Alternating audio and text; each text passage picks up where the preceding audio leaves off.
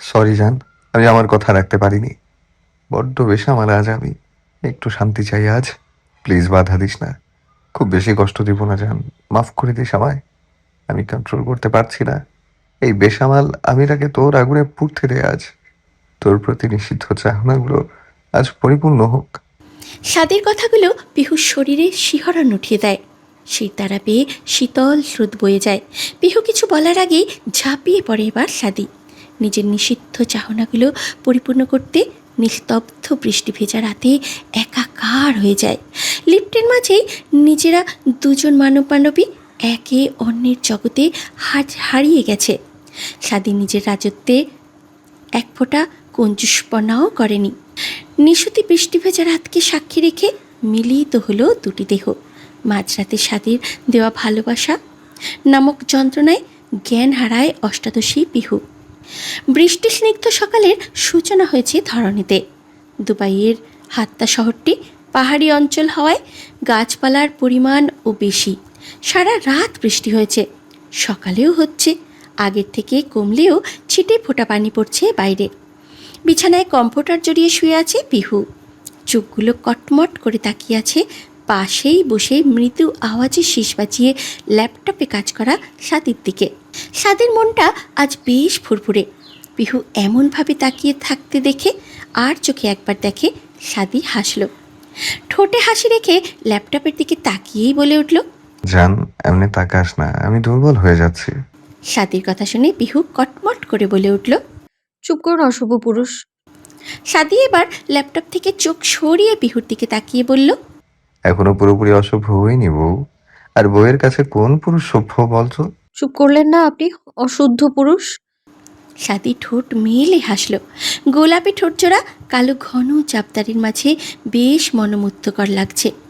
স্বাদী আবার ঘুরে বেশ মন দিল ল্যাপটপে কিছু একটা দেখতে। স্বাদী এমন মনোযোগ দিয়ে দেখতে পিহু ভ্রু কুচকে জিজ্ঞাসা করে, কি দেখছেন এত মনোযোগ দিয়ে? স্বাদী ল্যাপটপে চোখ রেখে বেশ সিরিয়াসভাবে বলে, ওই যে রেস্টুরেন্টের পাশ দিয়ে এদিকে যে নিচু রাস্তাটা এসেছে না, হুম। ওই রাস্তায় 5 জনকে নৃশংসভাবে কারা জানি মার্ডার করেছে। যদিও জানা গেছে সবগুলো ফরেনার আর বখাটে পোলাপান। সবার শরীরে ড্রাগস পাওয়া গেছে। খুনের কথা শুনে পিহু একটু দমে গেল মনে মনে, তবে উপরে কিছু বুঝতে দিল না। পিহু উত্তেজিত হয়ে বলল, কই দেখি কোন নিউজ? সাথে স্বাভাবিকভাবেই পিহুর দিকে ল্যাপটপটা ঘুরিয়ে দিল। পিহু বালিশের উপরে হাত ভাঁজ করে হাতের উপরে মাথা দিয়ে উঁচু হয়ে দেখল নিউজটা।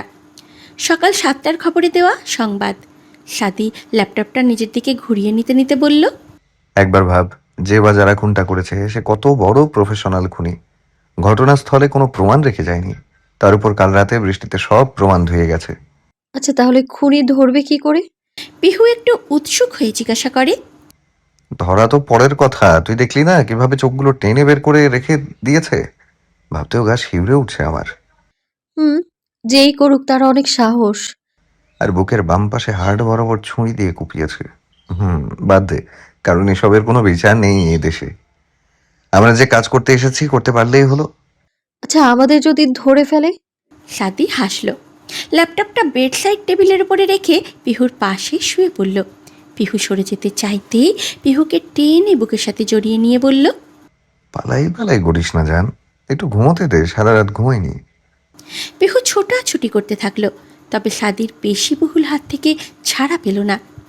সাদি পিহুকে আরও জোরে আষ্টেপৃষ্টে জড়িয়ে নিয়ে পিহুর কানের কাছে নিশালো কণ্ঠে ফিসফিস করে বলে উঠল, চুপচাপ ঘুমোতে দে জান। যদি মুড চলে আসে দুদিন বিছানা থেকে নেমে দাঁড়ানোর ক্ষমতা হারাবি কিন্তু। সাদির নেশালো কণ্ঠে বলা কথাগুলো পিহুকে চুপ করিয়ে দিল পুরোপুরি। পিহু যেন কাঠের পুতুলের মতো চুপসে গেল। পিহুর গায়ের পশমগুলো কাঁটা দিয়ে উঠল। সাদি হাত একটু আলগা করতেই পিহু ভালোভাবে মাথা রাখল সাদির হাতের বাহুর উপর। পিহু ভাবতে পারছে না কাল রাতের শেষ সাদির আচরণ। এই সাদির চেয়ে বস্ত্রবিহীন সাদি ছিল বেশি উন্মাদ। সাদির প্রতিটা কথা পিহুর কাঁপুনি উঠিয়ে দিতে সক্ষম। সে সাদিকে পিহু কাল রাতে আবিষ্কার করেছে। সে সাদির অস্তিত্ব আগে কখনো পিহু দেখেনি। সে সাদির চোখে ছিল এক রাস নেশা, যা পিহুকে মোহে ডুবিয়ে দিয়েছিল। ভোর রাতে অচেতন পিহুকে নিয়ে সাদির রুমে এসেছে। পিহুর জ্ঞান ফিরে যখন ঝর্ণার ঠান্ডা পানি গায়ে পড়ে। শক্ত পিহু অস্ফুট স্বরে কেঁদে উঠে সারা শরীরের জ্বালা পোড়ায়। সাদি তখন বেশ অনুশোচনা করেছে, তবে পরবর্তীতে যা ইচ্ছা তাই করেছে। পিহুকে নিজের থেকে বলেছে, আমার বউ আমি ভালোবাসবো, তোর কি? সাদির কথায় তাজ্জব বনে গিয়েছিল তখন পিহু। তাকে নিয়েই বলছে, আবার তাও কি না তাও জিজ্ঞাসা করছে। হঠাৎ সাদির কণ্ঠে ধ্যান ভেঙে যায় পিহুর। এই জান, কি ভাবছিস? কই কিছু না। তোর কি খিদে লেগেছে? না, আপনার লাগলে খান গিয়ে আপনি। খিদে লাগবে কি করে? আমার সমস্ত শক্তি তো খেয়ে নিলি কাল রাতে। কথাটা মনে মনে ভেবে হাসে সাদি, তারপরে মুখে বলে, সত্যি? হুম, এতে সত্যি মিথ্যার কি আছে? পিহু মুখ উঁচিয়ে সাদির দিকে তাকিয়ে বলে। না মানে আসলে সাদি নিজের ঠোঁট কামড়ে ধুকে চোখ মারে পিহুর দিকে। সাথে সাথে পিহু ছোটাছুটি করতে শুরু করে। নিজেকে ছাড়ানোর চেষ্টা করতে করতে বলে, খবরদার, ভালো হবে না কিন্তু। জান, ভালো হবে না। বলেই সাদি এক প্রকার জোর করেই পিহুর গলায় মুখ ডোবায়। এদিকে পিহু হাঁসফাঁস শুরু করে, হাত দিয়ে খামচে ধরে সাদির বাহু, তবে কাজ হয় না।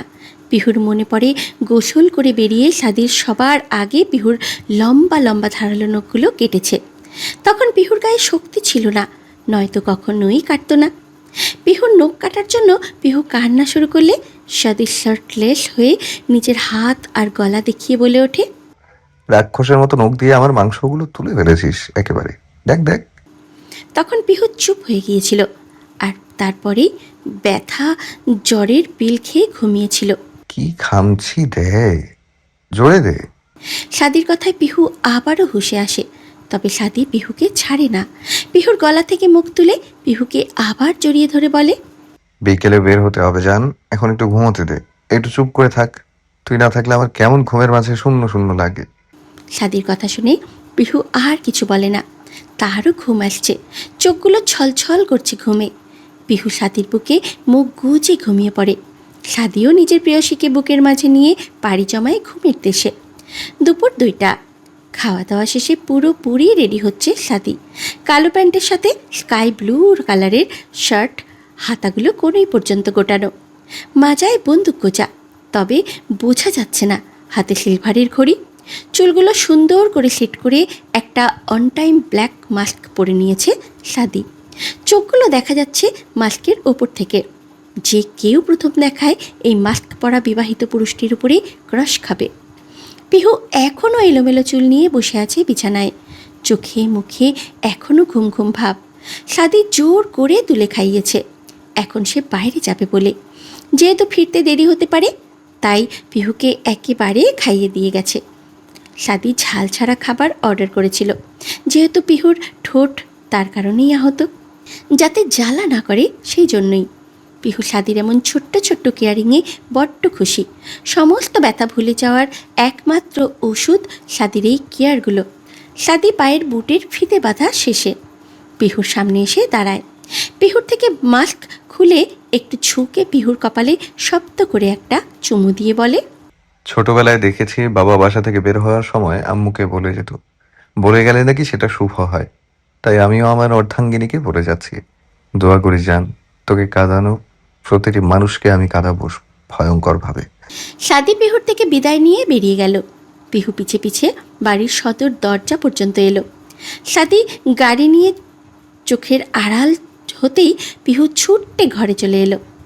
ড্রেসিং টেবিলের ড্রয়ার থেকে ল্যাপটপ আর ব্লুটুথ বের করে কানেক্ট করে কাকে কল দিল।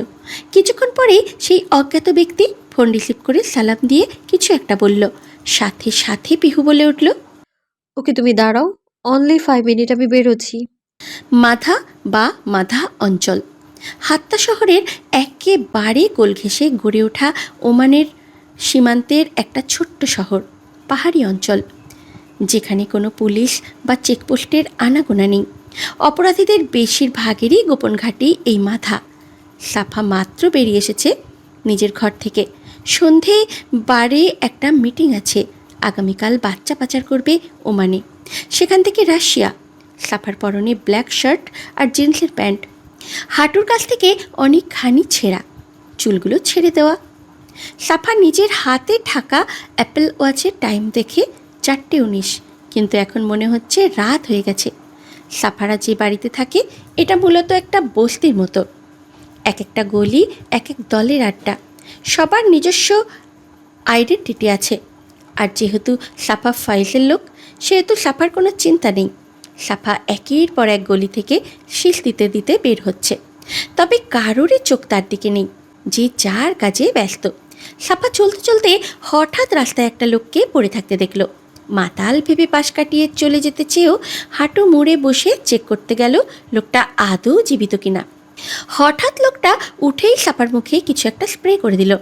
সাথে সাথে পিছন থেকে কেউ একজন এসে সাফার মুখ চেপে ধরল। সাফা কোনো চিৎকার করার আগেই বেহুশ হয়ে গেল।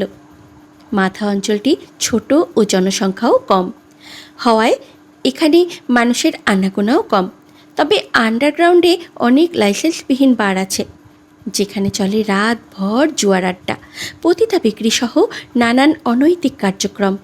সাদি বারের টুলে বসে আছে, মাথায় তার চিন্তার রেখা। সময় গড়াচ্ছে, কত মানুষ আসছে যাচ্ছে, তবে যাদের দরকার তারা নেই। সাদির সামনে বসে আছে সাদির হায়ার করা পার্সোনাল সিকিউরিটি অ্যাসিস্ট্যান্ট। ছেলেটা দুবাইয়ের, তবে খুব বিশ্বস্ত। ছেলেটার চোখও এক দণ্ডও স্থির নেই। নিজের বসের কাজ কমপ্লিট না করা পর্যন্ত তার নিজের মনে শান্তি লাগবে না। তার এসব জায়গা সম্পর্কে প্রচুর ধারণা। কিছু বছর আগে ডিটেকটিভ টিমের একজন সদস্য ছিল সে। সাদি বসে রইল একইভাবে, মুখে মাস্ক দেওয়ার জন্য তাকে চেনা যাচ্ছে না। তবে বেশ চিন্তায় সে, কোনোভাবে সে যাদের খুঁজতে আসছে তারা কি তার খোঁজ পেয়ে যাচ্ছে? সাদি ভাবনার মাঝেই পরপর কয়েকজন বাড়ির ভিতরে ঢুকে একটা সোফায় গিয়ে বসলো। সাথে একটা মেয়েও আছে। সাদি দূর থেকে দেখে ঈশানকে চিনে ফেলল। আগের চেয়ে মোটা হয়েছে। মোট 6 জন তারা এখানে। সাদি খুব ভালো করে দেখল। দেখার পর বুঝল মেয়েটা ফরজু। ঈশান, ফায়াজ, জাহিন আর বাকি 2 জন অচেনা, হয়তো ক্লায়েন্ট, নয়তো ওদের দলের কেউ। সাদির সাথে সাথে কানে থাকা ব্লুটুথের মাধ্যমে 2 জন সঙ্গীকে ইনফর্ম করে দিল ওদের উপরে নজর রাখার জন্য। সাদির কোমরে শার্টের নিচে গুজে থাকা গানের দিকে একবার তাকালো, তারপরে উঠে দাঁড়ালো টুল থেকে। সাফা চোখ মেলে তাকিয়েছে। এতক্ষণ 2 জন মিলে তাকে অনেক পিটিয়েছে। সাফার গাল কেটে গেছে, চুলগুলোও কেমন জটলা পাকিয়ে আছে। সাফা কথা বলতে পারছে না। লোহার চেয়ারের সাথে বেশ শক্ত করেই বেঁধে রাখা হয়েছে তাকে। কোমর, পা সব জায়গায় দড়ি দিয়ে শক্ত করে বাঁধা। চেয়ারের 4 পায়ের সাথে বৈদ্যুতিক তার ফিট করা। সাফাকে মারতে থাকা 2 জন নারী পুরোপুরি দাঁড়িয়ে আছে রোবটের মতো। সাফা এত মার খাওয়ার পরেও চিল্লিয়ে বলে উঠল, কোন কুত্তার বাচ্চা আমারে এখানে এসেছিস? বল, সামনে আয়। সাথে সাথেই পাশে দাঁড়িয়ে থাকা একজন মহিলা গার্ড হাতে থাকা লাঠি দিয়ে চটাং করে বাড়ি মারল গায়ের জোরে সাফার ঘাড়ে। সাথে কুকড়ে উঠল সাফা, তবে তেজ কমল না, যেন আরও বেড়ে গেল। সাথে গালি দিয়ে বলে উঠল, একবার ছাড়া পাই তোদের সব কটারে কাঁচা চিবিয়ে খাবো, বলে দিচ্ছি খোদার কসম। আগে ছাড়া পেয়ে তো দেখ। কথাটা বলতে বলতে হেসে ওঠে এক রমণী। সাথে সাথে সারা ঘর কেঁপে ওঠে সেই হাসির শব্দে। সাফা আবারও চিল্লিয়ে বলে ওঠে, কে রে তুই? সাহস থাকলে সামনে আয়, আয় না সামনে। সাপার কথা শুনে অজ্ঞাত রমণীটি আরও জোরে হেসে ওঠে। ঘরটি মাটির নিচে, চারিপাশ বেশ স্যাঁতস্যাঁতে। হলদেটে একটা আলো জ্বলছে ঘরে, যে আলোয় ঘরটির ভয়াবহতা আরও বৃদ্ধি করছে। সাফা বোধহয় হাসির শব্দে একটু ভয় পেল, তবে দমে গেল না। সাফা চিৎকার করে বলে উঠল, জাহিন একবার জানলে তোরে পিস পিস করে কুত্তা দিয়ে খাওয়াবে। আমাকে ছাড় বলছি, সাহস থাকলে সামনে আয়। সাপার কথা শেষ হতে না হতেই তার থেকে কয়েক গজ দূরে আরও একটা হলদে ভাবের লাইট জ্বলে উঠল। সেইখানেই পায়ের উপরে পা তুলে বসে আছে এক রমণী। পুরো শরীরটাই কালো পোশাকে আবৃত। কালো টপস, কালো জিন্স আর কালো জ্যাকেট, সাথে বুট। চুলগুলো উঁচিয়ে পনিটেইল করে বাঁধা। পাশেই দাঁড়িয়ে আছে আর একজন মেয়ে, মারিয়া। এটা মূলত মারিয়ার বাড়ির আন্ডারগ্রাউন্ড। উপরে মারিয়ার বাড়ি। মারিয়া মূলত মেয়েটির বিশ্বস্ত গুপ্তচর। সে শুধু সাদির উপরেই নজরদারি করে। মারিয়ার ভিতরে ইমোশন বলতে কিছুই নেই। তার মতে টাকাই সব, যে টাকা দেবে আমি তার। তবে সে বেঈমান না। মেয়েটিকে এমনভাবে বসে থাকতে দেখে সাফা হুঙ্কার দিয়ে বলে উঠল, এই কে তুই? আর আমার কাছে কি চাস বল? মেয়েটি এবার উঠে দাঁড়িয়ে হাসতে হাসতে এগিয়ে এলো সাফার দিকে। সাফার ঠিক সামনে এসে ডান হাত দিয়ে সাফার বুকের থুতনি উঁচু করে নিজের চোখের দিকে তাক করে বলে উঠল, পিহু, পিহু চৌধুরী নাম তো জানিসই। একটা কথায় যেন সাফার ভিতরে ভয় ঢুকে গেল। চোখ মুখও কেমন অজানা আতঙ্কে ছেয়ে গেল। সে যতটুকু শুনেছে আর দেখেছে, এই পিহুর সাথে সেই পিহুর কোনো মিলই নেই। তবে এই পিহু কে? সাফা কণ্ঠ খাদে নামিয়ে বলল, তুই না নাবিলের? কথাটা বলার আগেই পিহু সপাটে সাপার গায়ে চর বসালো। চরের জোর এত তীব্র ছিল যে সাফার গালে পিহুর 5 আঙুলের ছাপ বসে যায়। সাফা পিহুর দিকে তাকাতেই পিহু সাফার গাল চেপে ধরে বলে, কিসের নাবিল? ডক্টর সাদিকুর চৌধুরী সাদির বউ আমি। আর যেহেতু নাবিলের কথা তুললি, তাই তাহলে বলে ফেল নাবিলের সাথে কি করলি। সাফা ব্যথাতুর কণ্ঠে বলে, আমি কি করব? ছাড় আমাকে। কিসের ছাড়বো তোকে? তুই আমার বেস্ট ফ্রেন্ডকে মেরেছিস, তোকে ছাড়বো আমি? অসম্ভব। আমি মেরেছি মানে? পিহু এবার সাফার চুল ধরে বলে উঠল, তুই তো মেরেছিস। ও তো অত কষ্ট দিয়ে, অত নির্মমভাবে ওকে, তোকেও মারবো আমি এইভাবেই। পিহুর কথায় সাফা জোরে হেসে ওঠে। তারপরে হাসতে হাসতেই বলে, প্রথমে তোকে চালাক ভাবছিলাম, আসলে তুই বোকা। আমি তো ম্যান টার্গেটকে মারি না রে সোনা, আমি তার পরিবারকে খতম করি, যেমন জেরিনের। সাফার মুখ দিয়ে কথাটা বলার সাথে সাথে পিহু মারিয়াকে ইশারা করে সরে দাঁড়ায়। সাথে সাথে মারিয়া সুইচে চাপ দেয় আর সাফা ইলেকট্রনিক শক খেতে থাকে। কিছুক্ষণ পর সাফাকে ছেড়ে দেয়, সুইচ অফ করে। এত শট সহ্য করেও সাফা দাঁত কিরমির করে বলে ওঠে, জাহিন একবার জানুক তোর কপালে শনি তাড়িয়েই ছাড়বে। আমারে কারেন্টের শক দেওয়া। পিহু কিছু বলে না, চুপ করে চেয়ারে গিয়ে বসে। কিছুক্ষণ ভাবনা চিন্তা করতেই মনে পড়ে যায় সাদি সেই ফাইলের কথা, যেখানে স্পষ্ট করে বলা ছিল যে কিরিনা নামের মেয়েটা দলের একজন সাধারণ সদস্য মাত্র, যে কিনা টাকায় কাজ করে। কিন্তু হুট করে পিহুর মাথায় আসে IFS-এর কথা। সাথে সাথে উঠে দাঁড়িয়ে সাপার সামনে গিয়ে দাঁড়িয়ে বলে ওঠে, আচ্ছা যা, তোকে আমি ছেড়ে দিব। তার আগে একটা প্রশ্নের উত্তর দে তো। খুব জানার জন্য মন উসখুস করছে। তুই কিন্তু বাঁচবি না আমাকে ছেড়ে দিলে। তোর কি জানের ভয় নেই? আর কি প্রশ্ন? জানের ভয় থাকলে কি তোকে ছেড়ে দিতে চাইতাম? প্রশ্নের উত্তর জানার পর মরেও শান্তি আছে। বল কি প্রশ্ন? এই যে তোদের দলের লোক মানুষকে খুন করে IFS লিখে রাখে।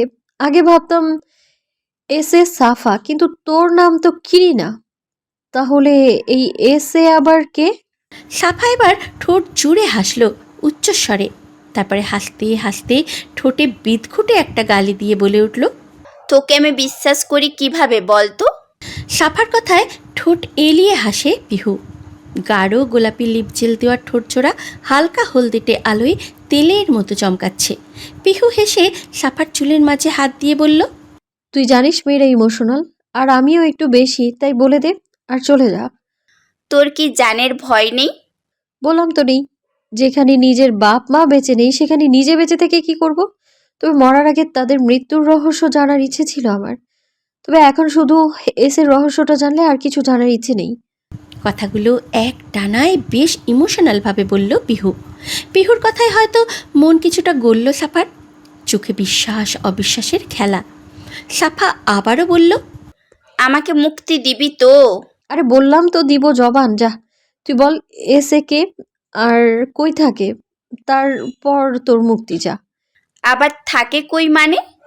যেহেতু মরেই যাব, তাই জানার ইচ্ছে জাগলো। ওহ, বল এবার। SA হলো সিরাজ সিকদার, সিকদার রেস্টুরেন্টের মালিক। কোথায় যেন শুনেছি নামটা। ফারজুর ভাইয়ের শ্বশুর। ওহ। হুম। পিহু আর কিছু বলে উল্টো ঘুরে চলে যেতে চায়। কয়েক পা আগানোর পরই পিছন থেকে ভেসে আসে সাফার বিশ্রী ভাষার গালি। সাফা বলে ওঠে, এই জবান দিয়েছিস, তাহলে আমারে মুক্তি দে। একবার ছাড়া পাই তোর অবস্থা খারাপ করে দিব। পিহু পিছু ঘুরে তাকায়। মারিয়া এখনও পিছনে হাত গুজে দাঁড়িয়ে আছে। পিহু জোরে শব্দ করে বলে উঠল। গার্ডস। সাথে সাথে সাফার পাশে কিছুটা দূরে দাঁড়িয়ে থাকা মহিলা দুজন বলে উঠল। জি ম্যাম, এই আবর্জনাকে মুক্তি দিয়ে দাও।